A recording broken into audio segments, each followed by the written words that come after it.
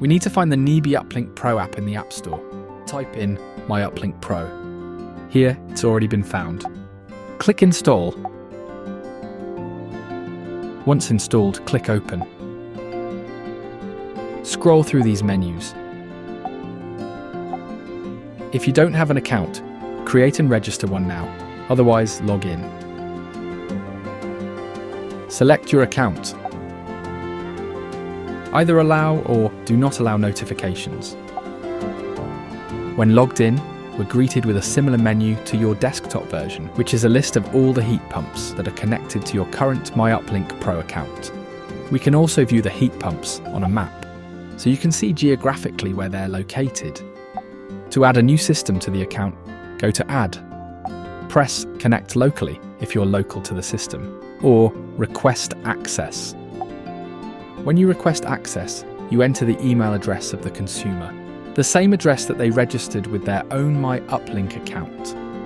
You then need to name the system. Hit Next. The consumer should then authorize an email sent to them. The heat pumps should then appear in your systems list. You can now access that heat pump which has been authorized and find menus of status, customer, operating info, menu, history, devices, scheduling, and tags. The tags are for individuals, so if you've got multiple people that work at your company, you can assign that tag to the individual that's looking after this account. If we press Operating Info, you can find heat pump details. This one is specifically air source, so you can see the details are relevant to that. You can also see any other connecting accessories. We can also find any historical data on here.